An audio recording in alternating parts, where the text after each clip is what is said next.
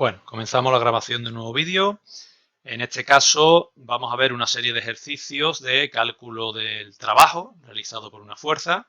Recordemos que el trabajo es una forma de transferencia de energía que ya hemos explicado en un vídeo previo teórico. ¿De acuerdo? Bueno, vamos a los ejercicios. El primer ejercicio nos dice que tenemos dos obreros que están empujando una vagoneta, a lo largo de una vía en un desplazamiento de 200 metros. Cada uno de los obreros ejerce la misma fuerza, 800 newtons. Lo que pasa que lo hacen en distintas direcciones. Uno lo hace en la dirección paralela, como vemos aquí al desplazamiento, y el otro lo hace con un ángulo de 30 grados. Aquí tenemos los datos. La fuerza, repito, en módulo es la misma, pero el desplazamiento, la dirección de aplicación es diferente. Lo primero, lo aclararé en todos los ejercicios. Para calcular el trabajo realizado por cada uno de ellos, pues aplicamos la fórmula del trabajo. La presión de cálculo del trabajo es esta, ¿de acuerdo? Es la integral del producto escalar de la fuerza aplicada por el desplazamiento. ¿Qué ocurre? Que esta expresión se aplica cuando las fuerzas son variables. Nosotros en primero bachillerato trabajamos con fuerzas constantes. Entonces, al trabajar con fuerzas constantes no es necesario realizar el cálculo integral, sino que nos quedaríamos con el producto escalar puro y duro de la fuerza por el desplazamiento producido. Además, el cálculo integral, pues lo veréis en matemáticas en segundo de bachillerato, con lo cual no podemos aplicarlo a primero. Pero que tengáis claro que si la fuerza es variable, tenemos que hacer el cálculo integral, ver cuál es la expresión de la fórmula correspondiente a esa fuerza y a partir de ahí hacer el cálculo integral y posteriormente pues calcular el trabajo. ¿De acuerdo? Bueno, nos vamos a quedar siempre con esta expresión, pero me gusta siempre aclararlo. Pues nada, lo único que tenemos que hacer es aplicar esa fórmula. Lo que nos dice es que tenemos que hacer el módulo del primero por el módulo del segundo por el coseno del ángulo que forman. En el caso del obrero 1, pues el ángulo es 0 grados y en el caso del obrero 2, el ángulo es 30 grados. La fuerza aplicada es la misma y el desplazamiento es el mismo. En módulo, la fuerza es la misma en módulo. Hacemos el cálculo y como vemos, pues el obrero 2, pese a estar aplicando una fuerza en módulo igual que el obrero 1, pues su trabajo es menor debido al ángulo que forma con el desplazamiento. Es decir, el aprovechamiento de esa fuerza que está aplicando el obrero es menor que en el caso del obrero 1. ¿De acuerdo? El primer obrero. Vamos al segundo ejercicio. Nos pide ahora calcular el trabajo que hay que realizar para mover un bloque de 2 kilogramos, una distancia de 4 metros por una superficie horizontal con rozamiento, teniendo en cuenta que la velocidad con la que se mueve es constante. Bien, aquí tenemos la representación esquemática. Tenemos el peso, tenemos la normal, tenemos el rozamiento que se opone al movimiento y ese trabajo lo va a realizar una fuerza F que es la que va a tirar de ese objeto. ¿De acuerdo? El trabajo lo va a realizar la fuerza F y esa fuerza F, repito, va a tener que ir en la misma dirección y sentido del movimiento porque si no, no iría en ese sentido. ¿Vale? Bien. Aplicamos la segunda ley de Newton. Fuerza a favor, rozamiento en contra, N a favor, el peso en contra. En ambos casos se cumple la primera ley de Newton por cuestiones diferentes. ¿Vale? En el eje X, porque me dicen que se mueve con velocidad constante. Es decir, se está moviendo con una velocidad, pero en dirección y módulo es constante. Sin embargo, en el eje Y es que está quieta. La velocidad también es constante, evidentemente, pero su valor es 0 porque respecto al eje Y, en todo el movimiento, ¿vale?, no está cambiando el objeto su posición respecto al sistema de referencia, por lo tanto, su velocidad será nula. Bien, para el cálculo de la fuerza, necesito el valor de la fuerza de rozamiento y, como ya sabéis, eso lo obtenemos de la normal, ¿de acuerdo?, que es igual al peso. Son problemas de dinámica que ya hemos visto en el tema de dinámica. Simplemente aquí los recordamos y ya está. Pues nada, fuerza de rozamiento, la fuerza aplicada será igual en módulo a fuerza de rozamiento, 1 por la normal, y tenemos aquí el valor de la fuerza.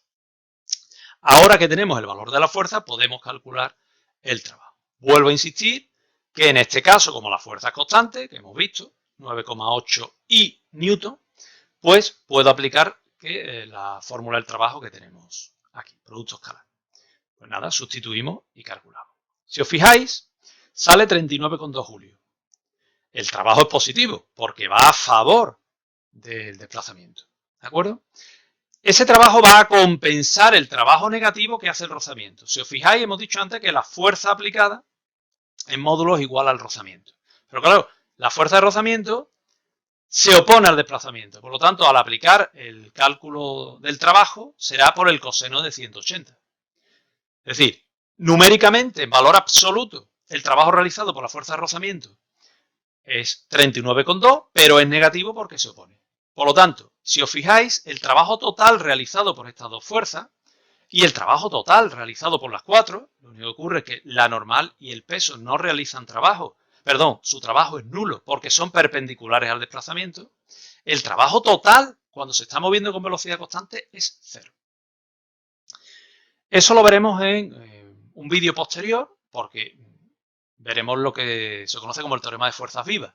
Y vamos a ver la relación directa que hay entre el trabajo total que realizan las fuerzas sobre un objeto y la energía cinética. ¿De acuerdo? Pero ya anticipo que cuando el trabajo total es nulo, como acabamos de ver, ¿de acuerdo?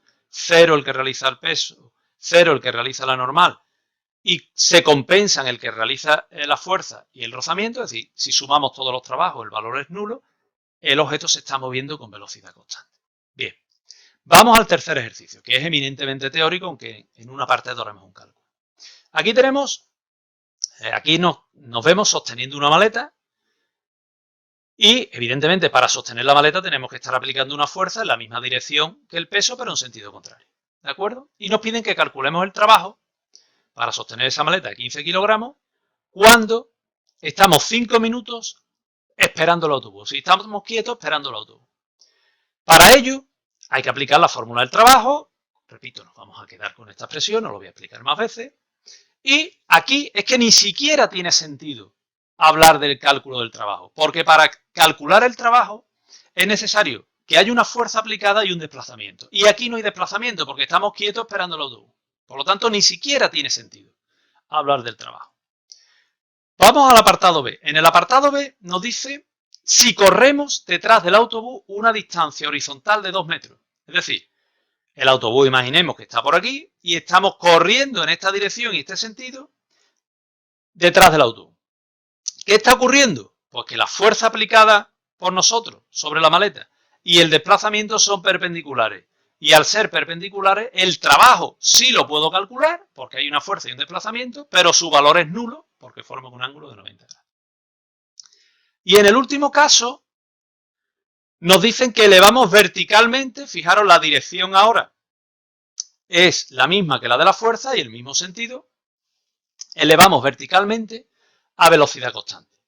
Por lo que hemos visto en el ejercicio anterior, si elevamos con velocidad constante, quiere decir que el módulo de la fuerza y el módulo del peso tienen que ser iguales.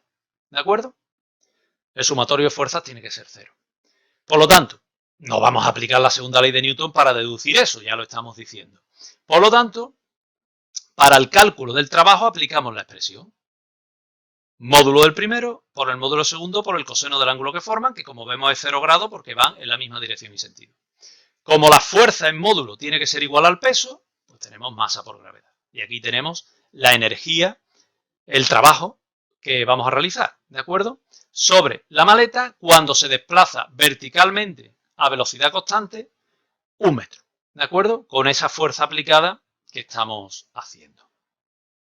Y ahora vamos a un siguiente ejercicio en el que cada vez, como veis, lo vamos complicando un poquito más. Si os fijáis, ahora tenemos un plano inclinado y nos está pidiendo, bueno, ya sabéis de dinámica cómo se plantean estos problemas de planos inclinados, están representadas todas las fuerzas, la normal, el peso descompuesto en sus dos componentes, el rozamiento, el desplazamiento, dice que desciende por un plano inclinado, tenemos las coordenadas, bien, aquí tenemos hecho la descomposición del peso, que ya sabéis cómo se hace, y los datos del problema. Solamente me está pidiendo que calcule el trabajo realizado por la fuerza de rozamiento. En este caso, si os fijáis, en ningún momento me está diciendo, que la velocidad de descenso es constante. Tampoco va a importar mucho porque nosotros lo que nos pide es el trabajo realizado por la fuerza de rozamiento y para eso necesitamos la norma. Pero bueno, por dejar claro que aquí no estoy igualando a cero. ¿De acuerdo? Yo no puedo decir que la componente X del peso se iguala en módulo al rozamiento porque en ningún momento me dice que descienda con velocidad constante. En el eje Y, pues evidentemente, como siempre, como no cambia su posición respecto al eje Y, se cumple la primera ley de Newton y de ahí deducimos que la normal en módulo es igual al módulo de P sub I. Calculamos el módulo de la fuerza de rozamiento, sale aproximadamente 34. Esto ya voy un poquito más deprisa porque ya sabéis hacerlo de dinámica. Y el vector fuerza de rozamiento, como vemos, vale menos 34 y newton. ¿Por qué es menos 34? Porque va en sentido contrario a mi sistema de referencia. Por eso aparece aquí el menos. Recuerdo que el menos lo que me indica es que va en sentido contrario al sistema de referencia. No que sea negativa, que va en sentido contrario. ¿Vale? Bien. Podemos calcular ahora el trabajo. Como siempre, aplicamos la expresión de cálculo del trabajo y ya está. Módulo del primero por el módulo del segundo por el coseno del ángulo que forman. Como el ángulo que forman es 180 grados, como vemos aquí, 180 grados, el trabajo realizado por la fuerza de rozamiento pues va a ser negativo. ¿De acuerdo? Como ya sabíamos. Y eso es lo que aclaramos aquí. El trabajo realizado por la fuerza de rozamiento es negativo y, ojo, este descenso, que no se produce a velocidad constante, el responsable o la fuerza responsable es la componente X del peso. Es decir, la componente X del peso en módulo va a ser mayor que la fuerza de rozamiento para que descienda por el plano inclinado con una velocidad mayor cada vez. Es decir, el movimiento rectilíneo uniformemente acelerado. ¿De acuerdo? Cuidado. Por eso, el trabajo realizado por la componente X del peso va a tener que ser mayor en valor absoluto que el trabajo realizado por el rozamiento. Si no, no descendería con un movimiento rectilíneo uniformemente acelerado. Si fuesen iguales en valor absoluto, como hemos visto en el ejercicio anterior, el trabajo sería total nulo. ¿De acuerdo? Repito que eso lo veremos en un vídeo posterior y en ejercicios posteriores de aplicación del teorema de fuerzas vivas, que repito, insisto, relaciona el trabajo total realizado con la variación o con la energía cinética. En este caso, con la variación de la energía cinética. Entonces, cuidado. Si me dicen que desciende o que se mueve con velocidad constante, el trabajo realizado, si me hubiesen dicho eso, el trabajo realizado por la componente X del peso y el trabajo realizado por el rozamiento en valor absoluto serían iguales. Uno positivo y otro negativo. Pero si no nos dicen nada y está descendiendo, teóricamente, puede descender perfectamente con una determinada aceleración. Por eso en el ejercicio yo no he planteado en la ecuación del eje X igual a 0 el sumatorio de fuerza. ¿De acuerdo? No nos ha hecho falta para resolverlo, pero bueno, quiero aclararlo en el ejercicio. Y por último, vamos a ver un último ejercicio en el que vamos a ver lo que es la potencia, ¿de acuerdo? Y lo que es una unidad de la potencia muy antigua, que es el caballo de vapor, por si os aparece, sepáis cómo manejarla. Bien, en la representación esquemática del problema tenemos una grúa que eleva verticalmente un objeto a velocidad constante. ¿Veis? Aquí sí nos aclara que es a velocidad constante. Por lo tanto, la fuerza que estamos aplicando en valor absoluto, en módulo será igual al peso. Tenemos la masa, tenemos el tiempo que va a estar actuando esa grúa, tenemos el desplazamiento producido, bueno, los datos nos pide el trabajo y la potencia. Nos la pide en vatios, que es la unidad de la potencia, y en caballos de vapor, que también es otra unidad de potencia, pero no es la del sistema internacional. El sistema internacional es el vatio. Bueno, lo primero, aplicar la segunda ley de Newton para saber el valor de esa fuerza. Muy sencillo. A favor la fuerza F, en contra el peso. Se cumple la primera ley de Newton porque nos dice que asciende con velocidad constante. Por lo tanto, en módulo 980 y la fuerza aplicada 980 J Newton. ¿De acuerdo? Calculamos el trabajo ahora. Como veis, de forma muy sencilla. La fuerza por el desplazamiento. Ya puesto directamente recurrimos a la expresión, no aclaramos otra vez. Eso lo aclararíamos en un ejercicio concreto, pero ya hemos hecho varios y no lo vamos a aclarar todas las veces. Bueno, el coseno del ángulo que forma, que es 0 grados, es 1 y nos sale que esa grúa está realizando un trabajo de 29.400 julios cuando desplaza ese objeto desde el punto donde se encuentra a una altura 30 metros superior. Ahora, nos piden que calculemos ahora la potencia. La potencia es como una velocidad. Yo siempre a mis alumnos se lo comento igual. Porque la potencia la que me va a medir a mí es con la velocidad que es capaz, en este caso la grúa, de desarrollar ese trabajo. Fijaros que la estamos dividiendo por el tiempo. O sea que si nosotros en lugar de poner aquí potencia, trabajo partido tiempo, ponemos velocidad espacio partido tiempo, lo que estamos hablando es de la velocidad con la que soy capaz de recorrer un determinado espacio. Pues exactamente eso es lo que mide la potencia. La potencia lo que mide es la capacidad, la rapidez con la que yo puedo realizar un trabajo. Y se hace dividiendo el trabajo que tengo que realizar por el tiempo. En unidades de sistema internacional, pues dividimos, evidentemente, el trabajo en julio y el tiempo en segundos. Y la unidad es el vatio. ¿Qué quiere decir esto? Pues lo que quiere decir es que por cada segundo, ¿de acuerdo?, que transcurra, la grúa es capaz de realizar un trabajo de 2.940 julios. Y esto, antes de pasar al cálculo de la unidad en caballo de vapor, la potencia en caballo de vapor, voy a aclarar una cosa. Cuando nosotros compramos un aparato eléctrico, voy a irme, por ejemplo, al secador del pelo. Los hay de distintas potencias, ¿vale? O incluso tiene el mismo aparato un selector de potencia. 500 vatios, 1000 vatios, 200 vatios, ¿de acuerdo? Perdón, 500, 1000, 2000 vatios. ¿Qué quiere decir eso? Si yo lo pongo en la posición de 500 vatios, quiere decir que por cada segundo que transcurra, el aparato es capaz de desarrollar un trabajo equivalente a 500 julios. Si lo pongo en la posición de 1000 vatios, por cada segundo, 1000 julios. Y si lo pongo en la posición de 2000 vatios, por cada segundo, 2000 julios.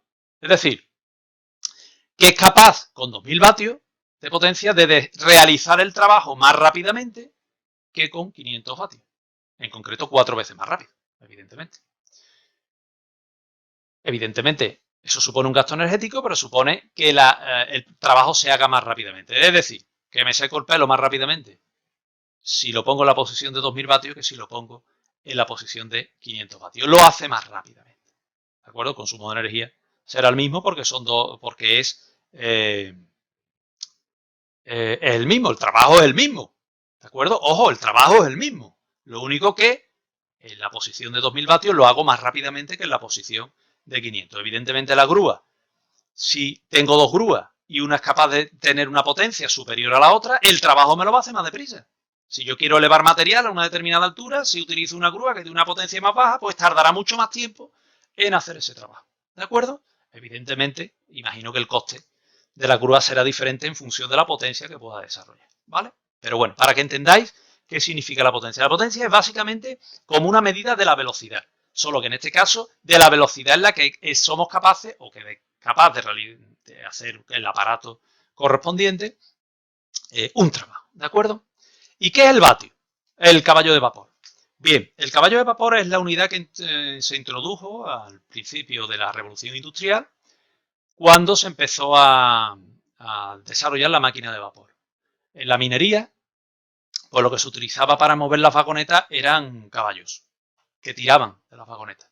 Entonces, cuando voy a llamarle, entre comillas, los comerciales, iban a vender el producto de, oye, y si utilizas tú una máquina de vapor que enganche las vagonetas y tira de ella, ¿de acuerdo?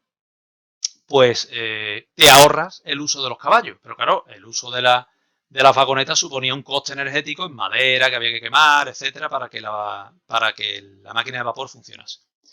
Entonces se ideó, Henry Watts, ideó la unidad caballo de vapor, de tal manera que a la hora de vender el producto decía, pues esta máquina es capaz de realizar el mismo trabajo que hacen tantos caballos. De tal manera que el empresario pues podía comparar el coste de tener una máquina de vapor que realizase ese trabajo o los caballos en cuanto al coste de atención del caballo, de compra, de rendimiento, etcétera, etcétera, etcétera. Entonces, de ahí viene esa unidad. Hoy en día sabemos que un caballo de vapor equivale a 735,5 vatios. Entonces, bueno, simplemente esto es un cambio de unidad. Lo único que os he comentado es de dónde viene esa unidad. Viene de, repito, en ese momento a la hora de vender el producto, ¿no? De decir, oye, pues esta máquina es capaz de desarrollar un trabajo equivalente a X caballos que tú utilizas, o X burro, X mula, etcétera, que tú utilizas para realizar ese mismo trabajo. Y así, pues el empresario veía el beneficio o no de utilizar la máquina de vapor para realizar ese trabajo. ¿De acuerdo? Bien, pues con eso finalizamos el vídeo y espero que con este vídeo pues os resulte más cómodo el realizar los ejercicios correspondientes a los cálculos de trabajo realizados por distintas fuerzas. ¿De acuerdo? Bien, pues finalizamos el vídeo.